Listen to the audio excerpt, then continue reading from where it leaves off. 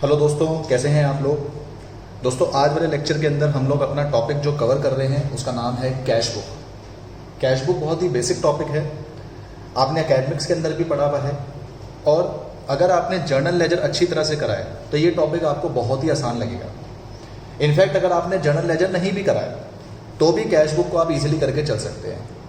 Practical life के लिए ये टॉपिक बहुत ज़्यादा इंपॉर्टेंट है और आगे जाके आप लोगों ने एक टॉपिक पढ़ना है BRS यानी बैंक रिकंसिलिएशन स्टेटमेंट, तो उसमें भी कैश बुक की बहुत ज़्यादा ज़रूरत है। तो विदाउट वेस्टिंग एनी टाइम आइए इसको स्टार्ट करते हैं। जैसा कि मैंने बताया, टॉपिक का नाम है कैश बुक। तो सबसे पहले हमें यहाँ पे ये समझना पड़ेगा कि कैश बुक होता क्या है, right. Meaning of cash book से शुरुआत करेंगे। तो कैश बुक एक ऐसी बुक है, a subsidiary book. Subsidiary book मैं यहां पे क्यों लिख रहा हूं, क्योंकि जो जर्नल होता है वो हमारी प्राइमरी बुक होती है। जर्नल को छोड़ के आप जितनी भी बुक्स बनाते हैं वो सारे की सारी बुक्स आपकी सब्सिडरी बुक्स होती है। सो कैश बुक भी एक सब्सिडरी बुक है that records transactions covering cash transactions, जिसमें आप अपनी कैश ट्रांजेक्शंस को रिकॉर्ड करते हैं, बैंकिंग ट्रांजेक्शंस, जिसमें आप अपनी बैंकिंग ट्रांजेक्शंस को रिकॉर्ड करते हैं, एंड डिस्काउंट ट्रांजेक्शंस। देखिए दोस्तों, होता क्या है कि कैश बुक एक ऐसी बुक है जिसके अंदर हम 3 प्रकार की ट्रांजेक्शंस को रिकॉर्ड करते हैं। कौन कौन से 3 प्रकार की ट्रांजेक्शन?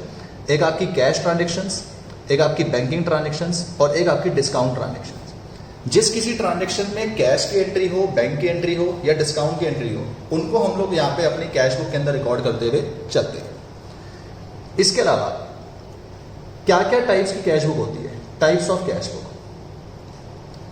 तो कैश बुक जो अपने पास है वो कई प्रकार की होती है, लेकिन मेनली हमें 4 प्रकार जो है वो समझने हैं। सबसे पहली होती है simple cash book. Simple cash book का क्या मतलब है? सिंपल कैश बुक का मतलब है एक single column cash book. Single column cash book, जो सिंगल कॉलम कैश बुक होती है ये रिकॉर्ड करती है, रिकॉर्ड्स ओनली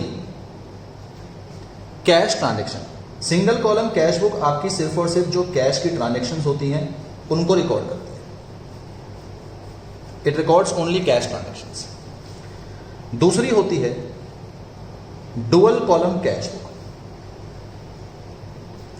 दोस्तों, वैसे तो डुअल कॉलम कैश बुक अगर मैं प्रैक्टिकल लाइफ के मुताबिक बताऊं तो डुअल कॉलम कैश बुक में हम कैश और डिस्काउंट के ट्रांजेक्शंस को रिकॉर्ड करते हैं। बट क्योंकि आपके सिलेबस के अंदर, एकेडमिक्स के अंदर हर जगह पे ये बताया जाता है कि डुअल कॉलम में कैश और बैंकिंग ट्रांजेक्शन आती हैं, तो हम यहां पर भी उसको कैश और बैंकिंग ट्रांजेक्शन से समझेंगे। But in reality dual column के अंदर कैश और डिस्काउंट ट्रांजेक्शन आती है। क्योंकि सिलेबस के अंदर कैश और बैंक बताया, इसलिए हम भी कैश और बैंक कहेंगे। Dual column cash book record करती है कैश प्लस बैंक ट्रांजेक्शंस। मतलब यहां पे आपके 2 कॉलम बन जाते हैं और उन 2 कॉलम में आप अपने कैश की भी ट्रांजेक्शन और बैंक की भी ट्रांजेक्शन रिकॉर्ड करते हुए चलते हैं। तीसरी आपकी होती है triple column cash book. Triple column cash book में हम तीनों की तीनों ट्रांजेक्शन रिकॉर्ड करते हैं। तीनों की तीनों का मतलब क्या हो गया कि आप कैश की ट्रांजेक्शन, बैंक की ट्रांजेक्शन प्लस डिस्काउंट की ट्रांजेक्शन तीनों की तीनों ही रिकॉर्ड करते हैं। कैश, बैंक, डिस्काउंट तीनों ट्रांजेक्शन यहां रिकॉर्ड होगी। जो बच्चे एकेडमिक्स में है, एकेडमिक्स यानी कि 11th स्टैंडर्ड के अंदर हैं, 12th स्टैंडर्ड के अंदर हैं, उनके सिलेबस में ट्रिपल कॉलम कैश बुक नहीं पूछा जाता। लेकिन जो एकेडमिक्स के बियॉन्ड है, ग्रेजुएशन के अंदर है, BBA में है, BCom में, CA, CS, CMA में, हर जगह पे आपका ट्रिपल कॉलम कैश बुक पूछा जाता है। तो अगर आप एकेडमिक्स में, ये आपके सिलेबस में नहीं आएगा, पर अगर आप एकेडमिक्स के बियॉन्ड है, 11th-12th स्टैंडर्ड के बियॉन्ड है, तो ये आपके सिलेबस में आएगा। और चौथी और आखिरी कैश बुक होती है पेटी कैश बुक। पेटी कैश बुक का नाम पड़ा है पेटी से। पेटी का मतलब होता है छोटा। छोटे मोटे खर्चों के लिए, छोटे मोटे खर्चे कौन से खर्चे हो गए? जैसे ट्रैवलिंग का खर्चा हो गया, ऑटो एक्सपेंस हो गए, कह लीजिए बस के एक्सपेंस हो गए, कैंटीन एक्सपेंस हो गए, रिफ्रेशमेंट एक्सपेंस हो गए। रिफ्रेशमेंट एक्सपेंस मतलब आपने कहीं पे चाय पी ली, कहीं चाय पकौड़े खा लिए, इस तरह के जो खर्चे होते हैं, क्लीनिंग एक्सपेंस हो गए। तो जो छोटे मोटे खर्चे होते हैं ये कैश बुक उनके लिए बनाई जाती है। तो यहां पे लिखेंगे इट रिकॉर्ड्स पेटी एक्सपेंसेस ओनली, ये सिर्फ और सिर्फ पेटी एक्सपेंसेस को रिकॉर्ड करती है। तो कुल मिला के ये 4 प्रकार की कैश बुक होती है, ठीक है, जिसमें से आज वाले लेक्चर के अंदर मैं आपको जो समझाऊंगा वो समझाऊंगा कि सिंपल कैश बुक क्या है। यानी आज हम जो ट्रांजेक्शन्स पढ़ेंगे वो हम सिर्फ कैश ट्रांजेक्शन्स के बेस पे सिंगल कॉलम कैश बुक को पढ़ते हुए चलेंगे। आइए दोस्तों देखते हैं कैसे बनता है single column cash book. Format की बात करते हैं, सिंगल कॉलम कैश बुक, इसे आप सिंपल कैश बुक भी कह सकते हैं। कैसा फॉर्मेट होता है? बिल्कुल लेजर वाला फॉर्मेट है। जैसे लेजर में 8 कॉलम्स होते हैं ऐसे इसमें भी आपके 8 कॉलम्स होते हैं। Date, particulars, LF, amount, date, particulars, LF, amount, ये इसका जो है वो फॉर्मेट चलता है, right. Date, particulars, LF, amount, date, particulars, LF, amount. LF का मतलब होता है ledger folio, okay. Left side debit side, right side credit side. Amount जो मैं यहां पे लिख रहा हूं हमेशा आपने ध्यान रखना है, क्योंकि मैं सिंपल कैश बुक बना रहा हूं। तो यहां पे अमाउंट जो है ये कौन सी अमाउंट है? ये कैश वाली अमाउंट है, क्योंकि हम सिर्फ यहां पे कैश की ट्रांजेक्शन ही रिकॉर्ड करेंगे, राइट। अगर आप बड़े ध्यान से देखें, आपने लेजर टॉपिक पढ़ा हुआ है तो आप समझ पाएंगे कि इसका फॉर्मेट बिल्कुल लेजर जैसा ही है, लेकिन एक डिफरेंस है, और वो जो डिफरेंस है वो है ये। जब हम लेजर का फॉर्मेट बनाते थे तो हम यहां पे लिखते थे जेएफ, जेएफ यानी कि जर्नल फोलियो। पर कैश बुक का फॉर्मेट बनाते हुए यहां पे एलएफ क्यों लिखा जाता है? तो उसके लिए मैं आपको एक बात बताना चाहूंगा। वो बात ये है, स्टार डाल दिया मैंने ऊपर, स्टार के लिए नोट बता रहा हूं। Cash book serves, cash book serves the purpose of both journal as well as ledger. इस बात का मतलब यह है कि अगर आप कैश बुक बनाते हैं, इसका मतलब आपने जर्नल भी बना दिया, लेजर भी बना दिया। एक कैश बुक बनती तो लेजर की फॉर्म में है, पर असलियत में वो होती जर्नल की तरह है। इसी वजह से कैश बुक जर्नल और लेजर दोनों का पर्पस सर्व करती है। इस बात को मैं यहां पे लिख देता हूं, it is prepared in form of ledger but serves the purpose of journal too। जनाब ये बनती तो लेजर की फॉर्म में है, लेकिन ये जो पर्पस है जर्नल का भी सर्व कर देवे चलती है, ओके। तो बड़ा सिंपल सा हमारे पास यहां पे फंडा है। इस बेसिस पे आपने अपनी कैश बुक को बनाना है। बनाते टाइम पे आपने ध्यान रखना है, क्योंकि कैश बुक जो है एक सिंपल सी बात है कि कैश अकाउंट है। आपने जैसे लेजर में कैश अकाउंट सीखा था, ये वही चीज है। और हम जानते हैं कि कैश एक एसेट है, एसेट का डेबिट बैलेंस होता है।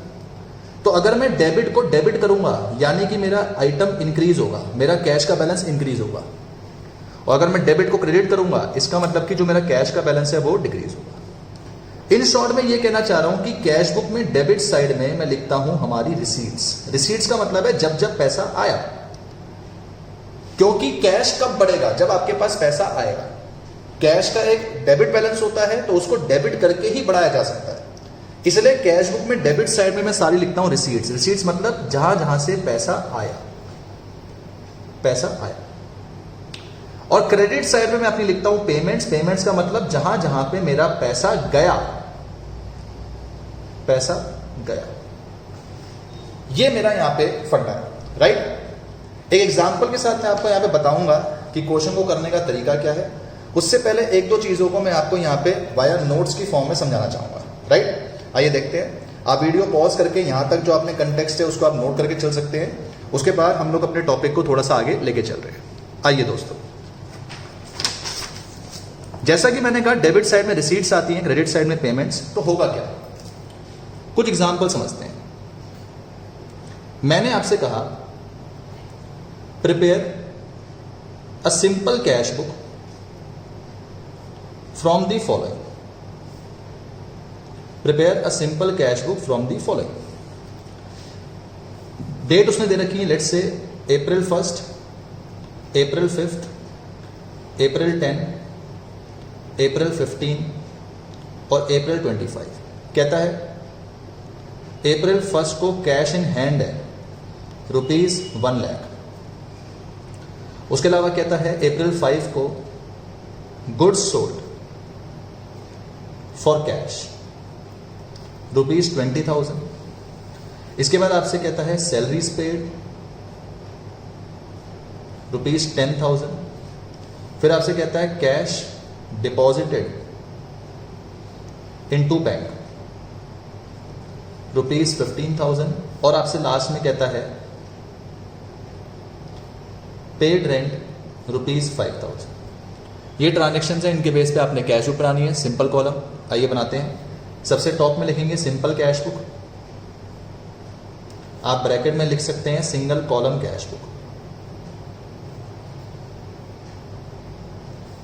फॉर्मेट बनाना है अपना, date, particulars, LF, amount, date, particulars, LF और आपकी अमाउंट।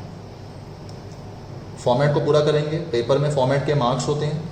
आप लोग जब भी एग्जाम में फॉर्मेट बनाएं तो हमेशा पेंसिल से बनाएं। Date, particulars, LF, amount. Amount के साथ रुपीस जरूर लिखा करें और साथ में जो आपका अमाउंट वाला कॉलम होता है उसके ऊपर कैश भी लिख दिया करें, क्योंकि हम सिर्फ यहाँ पे कैश के ट्रांजेक्शन को ही रिकॉर्ड करते हैं। चलिए शुरू करते हैं। फर्स्ट ट्रांजेक्शन आपके पास है cash in hand 1 lakh rupees. तो कैश इन हैंड का मतलब है ये आपका बैलेंस है, तो यहाँ लिखेंगे to balance DD 1 lakh rupees, यानी कि April 1st पे लिखेंगे यहाँ पे 1 अप्रैल हमारे पास कैश का इतना बैलेंस था। जो बच्चे लेजर पढ़ के आ चुके हैं उनको पता होगा कि जब जब हमारे पास किसी चीज़ का बैलेंस दिया होता है हम बैलेंस को उस साइड में डालते हैं जो उसका बैलेंस होता है। कहने का मतलब है कैश बुक का मतलब एक कैश अकाउंट है, कैश अकाउंट का डेबिट बैलेंस होता है। तो ये जो बैलेंस इन हैंड है कैश का 1 लाख, ये हम डेबिट साइड में डालेंगे। अब मैंने आपको बताया था जो रिसीट्स होती हैं डेबिट में आएंगी, जो पेमेंट्स होती हैं क्रेडिट में आएंगी। तो सोचिए goods sold for cash, goods sold for cash हमारी क्या है, रिसीट, क्योंकि पैसा आएगा तो यहाँ पे लिखेंगे डेबिट साइड में टू सेल्स। याद है जब भी गुड्स बेचते थे तो क्या वर्ड यूज करते हैं, सेल्स, तो डालेंगे यहाँ पे वैल्यू टू सेल्स। कितने की सेल करी, 20,000, पैसा आ रहा, डेट आ गई 5 अप्रैल। इसके बाद है April 10 पे सैलरी पेड करी, तो सैलरी पेड करने के लिए 10 अप्रैल यहाँ डालेंगे क्योंकि पेमेंट है, लिखेंगे बाय सैलरीज, सैलरी पे करी। कितनी सैलरी पे करी, 10,000, राइट। इसके बाद है cash deposit into bank, bank में पैसा डाला। खुद सोचिए दोबारा से पैसा आपका कम हो गया। मैं आपसे बार बार एक ही चीज कहूंगा कि जब जब कैश बढ़ेगा डेबिट में डालिए, जब जब कैश घटेगा तो क्रेडिट में डालिए। बैंक में पैसा डालने से पैसा फिर से कम होगा, तो यहाँ पे डालेंगे बाय बैंक। बैंक में पैसा डिपॉजिट करा, कितना डिपॉजिट करा, 15,000, वो डाल। और लास्ट 25 अप्रैल पे आपने रेंट पे करा, तो यहाँ पे लिखेंगे बाय रेंट। कितने का रेंट पे करा, 5,000। ओके, सारी एंट्रीज डालने के बाद आपने टोटलिंग करनी है। टोटलिंग आप काफी बार सीख चुके हैं, टोटलिंग करेंगे। जो साइड बड़ी होती है दोनों तरफ लिखना है। 1 लाख 20, ये 120 आ रहा है और ये 20 और 10 30, तो 120 बड़ा है उसे दोनों तरफ लिखें, 120 बड़ा दोनों तरफ। अब 120 मैच कर गया, पर 120 30 मैच नहीं कर रहा, बैलेंस बचता है 90। जो बैलेंस बचेगा उसे यहाँ पे लिखेंगे बाय बैलेंस CD, और बैलेंस CD हमेशा मंथ की लास्ट डेट पे आता है। अप्रैल की लास्ट डेट क्या होगी, 30 अप्रैल। ये आपका बैलेंस CD बचा, मतलब कि हमारे पास इतना पैसा आया, इतना पैसा गया, तो आज हमारे पास इतना पैसा बचा है। और अगले मंथ की पहली तारीख को हम यहाँ पे आके लिखेंगे टू बैलेंस, और बैलेंस BD यहाँ पे आके लिखेंगे, वो कितना होगा, वो भी 90,000, क्योंकि जितना बचा हुआ है वही अगले महीने की पहली तारीख को यहाँ पे बचेगा, राइट। तो जब बच के आता है वो बैलेंस CD होता है, और जब आप उसे अगले महीने में लेके जाते हैं तो वो आपका बैलेंस BD बन जाता है। बैलेंस CD मतलब balance carried down, balance BD मतलब बैलेंस ब्रॉड डाउन, राइट। इस तरीके से आपने अपनी कैश बुक को बनाते हुए चलना है। बस आपने क्वेश्चन में देखना है कि पैसा आ रहा है तो डेबिट में डालना है, पैसा जा रहा है तो क्रेडिट में डालना है। इस तरह से कैश बुक वो बच्चे बनाते हैं जिन्होंने लेजर अभी तक नहीं पढ़ा हुआ। पर अगर आपने लेजर पढ़ा हुआ है तो आप एंट्री को किस तरह से पोस्ट करेंगे, आइए मैं वो भी आपको बताता हूं। देखिए दोस्तों, जब आपने गुड्स बेचे कैश पे तो एंट्री क्या होती है, लॉजिक देखिए। एंट्री होती है कैश टू सेल्स, ये जर्नल में आपने पढ़ा हुआ है। कितने की एंट्री होगी, 20,000। सोचिए दोस्तों, मैं यहां पे कैश का अकाउंट बना रहा हूं, तो अगर मैं कैश का अकाउंट बनाऊंगा तो कैश डेबिट हो रहा है 20 से, डेबिट करूंगा, लेकिन नाम किसका डालूंगा? To sales. तो यही तो मैंने करा है। इसका मतलब जो आप कैश बुक बना रहे हो, कैश बुक असलियत में कैश अकाउंट ही है। आप मन में अपनी जर्नल एंट्री पास करो और सोचो कैश में क्या एंट्री होनी चाहिए, दैट्स इट। और देखें, अगली एंट्री थी सैलरी पेड। सैलरी पेड करने की एंट्री हो गई सैलरी टू कैश। अब की बार कैश अकाउंट क्रेडिट हो रहा है, तो इसका मतलब कैश में क्रेडिट साइड में जाके मैं अमाउंट डालूंगा और यहां पे क्या लिखूंगा? By salary. तो यही तो करा है। बैंक में पैसा डाला, एंट्री होती है बैंक टू कैश। फिर से कैश क्रेडिट हो रहा है, तो क्रेडिट साइड में लिखूंगा बाय बैंक। यही तो करा। अगर आप लेजर के पर्सपेक्टिव से बनाएंगे तो भी यही बनेगा। अगर आप लेजर के पर्सपेक्टिव से नहीं बनाना चाहते, आप सिर्फ करना चाहते हैं कि पैसा आया तो यहां डालूं, गया तो यहां डालूं, तो भी यही बनेगा। रेंट पे करा, रेंट पे करने की entry rent to cash. Now फिर से कैश क्रेडिट हो रहा है, तो यहां पे लिखूंगा बाय रेंट। यही है। आखिरी में हमने टोटलिंग कर दी, क्वेश्चन खत्म। तो इस तरीके से आपने अपनी कैश बुक को बनाते हुए चलना है, right. Simple column cash book या सिंगल कॉलम कैश बुक के अंदर हम सिर्फ अपनी कैश की ट्रांजेक्शन को ही रिकॉर्ड करते हुए चलते हैं। आइए मैं आपको एक आध ट्रांजेक्शंस और दिखाऊंगा, एग्जांपल आपको और बताऊंगा, हम उसको भी देखते हुए चलते हैं कि उसमें आपने कैश बुक को किस कदर बनाना है, राइट। आइए अब मैं आपको जो एग्जांपल दिखा रहा हूं, एक क्वेश्चन को हम लोग यहां पे करते हैं, देखिए वो भी कैसे करना है। हम करेंगे इलस्ट्रेशन नंबर 2। आई होप आपको ये इलस्ट्रेशन नजर आ रहा हो, राइट। तो क्वेश्चन को ध्यान से पढ़िए। Enter the following transaction in Vivek Roy's single column cash book. तो हमें सिंगल कॉलम कैश बुक यहां पे बनानी है। सबसे पहले हम अपना फॉर्मेट रेडी करेंगे और उसके बाद इन ट्रांजेक्शन को यहां पे डालेंगे, राइट। चलिए सबसे पहले हम लोग अपना जो फॉर्मेट है वो रेडी करते हैं। आइए फॉर्मेट रेडी करने के लिए सबसे टॉप में हम लिखेंगे इन द बुक्स ऑफ, अगर बंदे का नाम दिया होता है तो बंदे का नाम डाल दिया करें। In the books of Vivek Roy, Vivek Roy की बुक्स में हम क्या बना रहे हैं? Single column cash book. ऐसे लिखना बेटर होता है। फॉर्मेट रेडी करेंगे, 8 column, date, particulars, LF, amount, date, particulars, LF, amount. डालेंगे वैल्यू इसमें, date, particulars, LF, amount, date, particulars, LF, amount. Amount हमारा रुपीज है और इसके साथ में हमने जरूर लिखना है कि ये कैश है। कैश इसलिए क्योंकि सिंगल कॉलम बना रहे हैं, दैट मीन्स कि हम सिर्फ यहां पे कैश की ट्रांजेक्शन को रिकॉर्ड करेंगे। ओके, तो चलिए एंट्रीज अपनी डालते जाएंगे और समझते चलेंगे। सबसे पहले जो अपने पास यहां पे दे रखा है, सबसे पहले अपने पास यहां पे दे रखा है balance of cash in hand, कितना? 82। जो बैलेंस आपको मैंने बताया था, तो मैंने बताया था यहां डालेंगे बैलेंस डीडी। डेट है 1 मार्च, वैल्यू आ गई 82,000। ओके, सेकंड देखिए, गुड्स परचेज कितने के? 20। दिमाग लगाएं दोस्तों, मुझे बताइए गुड्स परचेज करने पे पैसा आएगा या जाएगा? सर पैसा जाएगा, तो यहां पे आके लिखेंगे 5 मार्च और लिखेंगे बाय परचेजेस। जब भी गुड्स परचेज करते हैं लिखते हैं बाय परचेज, जब गुड्स बेचते हैं तो लिखते हैं बाय सेल्स। कितने गुड्स परचेज करें हमने यहाँ पे? 20,000, तो 20,000 हम लोग यहाँ पे डालेंगे। आइए और देखिए, गुड्स परचेज फ्रॉम गणेश मार्च 10। क्या आप मुझे ये बता सकते हैं कि अगर मैंने गणेश भाई से गुड्स परचेज करे मार्च 10 पे, तो ये ट्रांजेक्शन आपकी कैश की ट्रांजेक्शन है या क्रेडिट ट्रांजेक्शन है? बताइए मुझे। अगर आप जर्नल एंट्री पास करेंगे गुड्स परचेज फ्रॉम गणेश, इस एंट्री की जर्नल एंट्री पास करेंगे, क्या बनेगी जनाब? एंट्री बनेगी परचेजेस टू गणेश। ध्यान दीजिए, अगर मैं इसकी एंट्री पास करता तो एंट्री बनती परचेजेस टू गणेश। याद है हमने अकाउंटिंग इक्वेशन के अंदर पढ़ा हुआ है कि जब बंदे का नाम आता है तो एंट्री क्रेडिट की होती है। कितने के गुड्स आपने परचेज करे? 40,000। अगर आप ध्यान से देखें तो इस एंट्री में तो कैश आ ही नहीं रहा। इसका मतलब ये एंट्री हमारी कैश बुक में रिकॉर्ड होगी ही नहीं, तो मैं इस एंट्री को यहां पे रिकॉर्ड नहीं करूंगा, क्योंकि कैश बुक के अंदर हमें सिर्फ कैश वाली ट्रांजेक्शन को रिकॉर्ड करना होता है। इस एंट्री में कोई कैश नहीं है, ये क्रेडिट ट्रांजेक्शन है, इसलिए यहां पे रिकॉर्ड नहीं होगा। क्या हम इसको छोड़ देंगे? हाँ जी छोड़ देंगे। और आखिरी में नोट लिखेंगे, वो कैसे लिखेंगे मैं आपको समझाऊंगा, राइट। तो देखिए लास्ट में जब क्वेश्चन खत्म हो जाएगा हम लिखेंगे नोट, और नोट में लिखेंगे एंट्री और transaction of March 10 is of credit nature. वो क्रेडिट नेचर की है, hence not recorded in cash book, इसलिए हम उसको कैश बुक के अंदर रिकॉर्ड नहीं करेंगे। ऐसे आपने नोट लिखना है। आइए और देखेंगे। नेक्स्ट कह रहा है goods purchase from Lakshmi in cash. लो जी, अब कह रहा है कि गुड्स परचेज करा गया लक्ष्मी से लेकिन कैश में, तो बताइए क्या ये एंट्री रिकॉर्ड होनी चाहिए नहीं होनी चाहिए? ये होगी, क्योंकि ये जो एंट्री है कैश ट्रांजेक्शन है। तो लिखेंगे यहां पे 15 मार्च बाय परचेजेस, कितने गुड्स हमने परचेज करे 50,000, वो यहां पे रिकॉर्ड करेंगे। सर पिछले वाला रिकॉर्ड क्यों नहीं किया था? वो इसलिए क्योंकि वो क्रेडिट ट्रांजेक्शन था। ये इसलिए रिकॉर्ड करा क्योंकि ये लक्ष्मी से हमने कैश में परचेज करा है। आइए और देखिए, कह रहा गुड्स सोल्ड, कुछ नहीं बताया तो कैश ट्रांजेक्शन मानेंगे।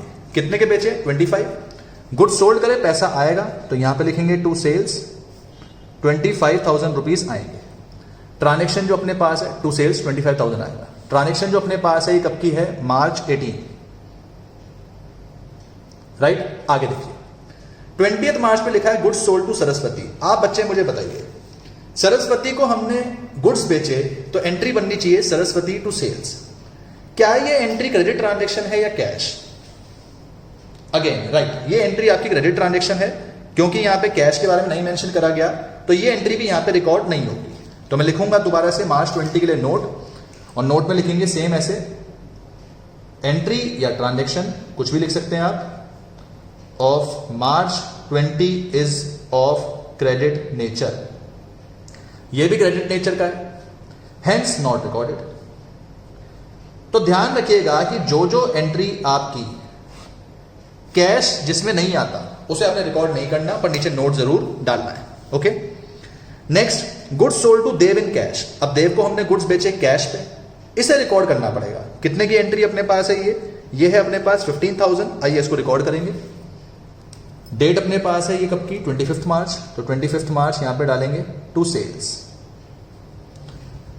कितने गुड्स हमने बेचे इसको? 15,000 के, 15,000 यहां पे डालेंगे। और देखिए रिसीव फ्रॉम सरस्वती, सरस्वती से पैसा मिला 30,000, पैसा आ रहा है तो डेबिट साइड में डालेंगे टू सरस्वती, राइट। कितना पैसा अपने पास आया? 30,000, और डेट अपने पास है यहां पे 28 मार्च। और देखिए paid salary to office clerk, office clerk को सैलरी पे करी 10,000 की, कब? 31 मार्च को। 31 मार्च यहां डालेंगे बाय सैलरीज, कितने की सैलरी पे करी? 10,000। एंड लास्ट 31 मार्च को paid office rent. Office rent हमने जो वो पे करा 31 मार्च को, आइए वो भी देखते हैं। यहां पे लिखेंगे 31 मार्च बाय ऑफिस रेंट। कितने का रेंट पे करा? 5,000। क्वेश्चन खत्म। टोटलिंग करनी है, टोटलिंग, यहां पर भी टोटलिंग। डेबिट साइड बड़ी होगी तो डेबिट साइड दोनों तरफ, क्रेडिट बड़ा होगा तो क्रेडिट दोनों तरफ। तो वैल्यू बन रही है 40, 30, 70 एंड 82। 152 दोनों तरफ आएगा। 152 दोनों तरफ मैच कर जाएगा, लेकिन ये नहीं मैच कर रहा, तो 31 मार्च यानी मंथ की लास्ट डेट पे यहां लिखेंगे बाय बैलेंस सीडी। कितना बैलेंस बनेगा आइए चेक कर लेते हैं। 50, 10, 60, 60 और 20, दिस वुड बी 80, 85। तो 152 से 85 गया, वैल्यू बच के आ जाएगी 67,000, राइट। अब अगले महीने की पहली तारीख यानी 1 अप्रैल को यहां लिखेंगे टू बैलेंस बीडी, और बैलेंस बीडी अपने पास यहां आ जाएगा 67,000। सिंपल। ओके, आपके क्वेश्चन का बहुत अच्छा वैल्यू एडिशन हो जाएगा अगर आप अपने क्वेश्चन में इस चीज का भी ध्यान रखें। देखिए दोस्तों, बैलेंसेस के आगे कभी अकाउंट नहीं लगता, लेकिन जैसे सेल्स लिखा इसके आगे अकाउंट लिखें, बंदे के नाम के आगे भी अकाउंट नहीं लगता। परचेज लिखा इसके आगे अकाउंट लिखें, परचेज के आगे अकाउंट, सैलरी के आगे अकाउंट, ऑफिस रेंट के आगे अकाउंट। ऐसा लिख देने से आपके अगर टीचर नंबर काटने का स्कोप ढूंढ रहा है तो वो स्कोप खत्म हो जाएगा, राइट। तो इस तरह से आपने अपनी कैश बुक को जो है वो सॉल्व करते हुए चलना है। कई दोस्त मेरे कहते हैं कि सर अगर इसमें जीएसटी आ जाए तो उसको कैसे डील करना है, तो मैं एक बार आपको वो भी बता देता हूं। आइए चेक करिए, एंट्री को कैसे पोस्ट करना है जीएसटी के साथ, उसको भी एक बार हम देख लेते हैं। अगर किसी क्वेश्चन में मान लीजिए जीएसटी आ जाता है, सोचिए अगर एंट्री इस प्रकार से आ जाए, आपसे कह दिया जाए sold goods ₹40,000 at 10% CGST and 10% SGST। तो आपने ये सोचना है कि गुड्स अगर हम बेच रहे हैं कैश बुक, गुड्स अगर हम बेच रहे हैं तो डेबिट साइड में लिखेंगे टू सेल्स, कितने की सेल करी 40,000। मैं फॉर्मेट को दोस्तों सिर्फ टी शेप में बता रहा हूं। और उसके साथ साथ गुड्स बेचने के साथ साथ आपने पढ़ा हुआ है, हम वो लिखेंगे to output CGST to output SGST. 40 का 10% कितना आएगा 4,000 और 40 का 10% फिर से कितना आएगा 4,000। ऐसे याद करो, जब आप जर्नल के अंदर एंट्री पास करते थे, एंट्री क्या बनती थी? एंट्री बनती थी cash to sales to output CGST to output SGST, यही एंट्री बनती थी। अब 40,000 का आपने माल बेचा, 4,000 सीजीएसटी 4,000 एसजीएसटी, पैसा कितना आएगा 48। जब मैंने आपको इसका लेजर सिखाया था, मैंने बताया था कैश डेबिट हो रहा है 48 से डेबिट करेंगे, लेकिन तोड़ के, क्योंकि तीनों का नाम लिखना है, इसलिए इस तरह से एंट्री पास होगी। अच्छा मान लीजिए अगर आपने इस तरह से कोई एंट्री दे दी जाए, कहता है परचेज गुड्स ₹50,000 एट 20% आईजीएसटी। अब अगर आप कैश बुक बनाएंगे तो सोचिए, परचेज को डालेंगे यहां पे क्रेडिट साइड में क्योंकि पैसा जाएगा 50,000, और क्योंकि आईजीएसटी है तो लिखेंगे इनपुट आईजीएसटी, परचेज के टाइम पे वर्ड इनपुट लगता है। 50 का 20% कितना हो जाएगा 10,000, राइट। अगर आप इसकी एंट्री भी फ्रेम करते तो सोचिए एंट्री भी क्या बनती, एंट्री आपकी बन जाती purchases input IGST to cash, भाई 50 10 और टोटल यहां पे कितना आया था 60। अब अगर मैं कैश अकाउंट बना रहा हूं, कैश मेरा यहां पे क्रेडिट हो रहा है तो क्रेडिट करना पड़ेगा, कितने से 60 से, लेकिन तोड़ के, तो वही तो कर रहे हैं। इसलिए अगर किसी क्वेश्चन में जीएसटी आ भी जाता है तो आपने घबराना नहीं है। सिंपल कैश बुक में और सिंगल कॉलम कैश बुक में एंट्री को आपने इसी तरह से पोस्ट करना है, राइट। कंक्लूड करने से पहले मैं आपको एक चीज बता दूं कि टीचर मार्क्स कहां पे काटता है, तो आपने उन चीजों की तरफ खास ध्यान रखना है। टीचर आपके फॉर्मेट को सबसे पहले देखता है, फॉर्मेट सही होना चाहिए, डेबिट क्रेडिट लिखा होना चाहिए, अमाउंट में कैश लिखा होना चाहिए। जो चीजें आपने यहां पे नोट करी हैं, सिर्फ पर्सन का नाम छोड़ के, बैलेंसेस छोड़ के, उनके पीछे अकाउंट नहीं लगता, बाकी सबके पीछे अकाउंट जरूर लगाना है। बैलेंस सीडी मंथ की लास्ट डेट पे आता है, बैलेंस बीडी अगले महीने की पहली डेट पे आता है। ये वो चीजें हैं जिन पे टीचर आपके मार्क्स काटता है, तो इनको आपने कभी गलत नहीं करना, राइट। उम्मीद करता हूं दोस्तों आपको टॉपिक समझ में आया होगा। टॉपिक समझ में आया है तो वीडियो को लाइक करिए, शेयर करिए और चैनल को सब्सक्राइब करिए, राइट। मिलते हैं अपने नेक्स्ट लेक्चर के अंदर, जिसमें मैं आपको डबल कॉलम कैश बुक और ट्रिपल कॉलम कैश बुक जो है वो सिखाऊंगा। टिल देन आप अपनी सिंगल कॉलम कैश बुक को अच्छी तरह प्रिपेयर करिए, इसके बेस पे जो क्वेश्चंस हैं वो मैं आपको बताऊंगा, वो आप लोगों ने करते हुए चलने हैं, right. Thank you so much, अपना ख्याल रखिए, मुस्कुराते रहिए, जल्दी मिलते हैं, बाय बाय।